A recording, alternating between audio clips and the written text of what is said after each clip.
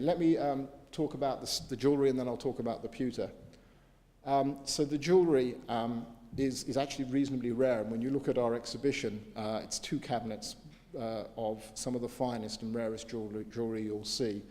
We have a brooch which I've named the Picasso brooch. We'll see if it sticks, because I can only look at that and think of Picasso. And then just an example of another silver, very simple form brooch, but just beautifully done. I mean, you know, you feel anyone could do a couple of knots that loop together to form a silver brooch, but that one works better than anything else. I mean, the Edwardian period had any number of Art Nouveau, English Art Nouveau jewellers, but no one quite did that. Now, if we come to the Picasso brooch, I did find this. When I tried to find why does that always remind me of Picasso on the left, and on the right I found this from 1931. So clearly the main takeaway is Knox was 30 years ahead of Picasso.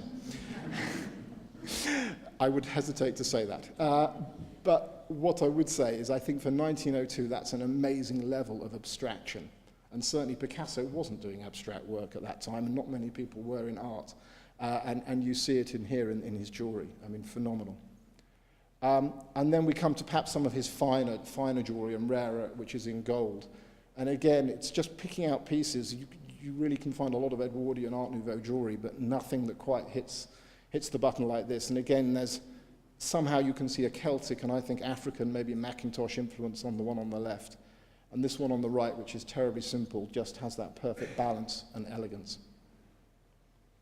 And perhaps going even up the scale even more, you've got these 2 phenomenally ornate pieces with the boulder opal and perhaps that harp-like design you saw from the Christmas card.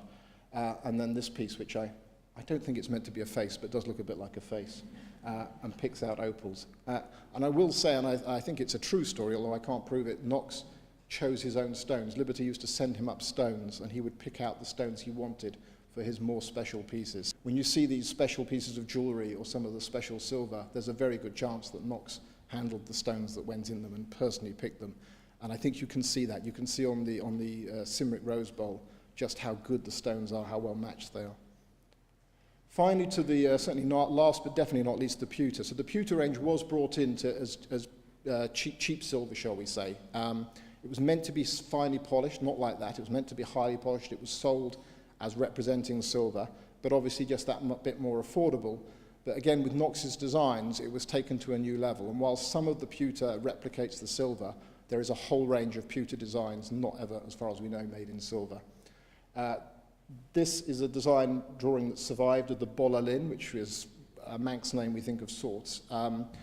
And this is then, again, a piece we have on stands that's just oxidized beautifully, so it's not polished, but it just sets off the enamel. And then we have, many people will know this piece. I think it must have been hugely popular because it's reasonably common, but not to say not still quite valuable, because it is such a wonderful piece of design, and you see variations on that. And then this centerpiece or tazza with what's called Clutha glass from Liberty.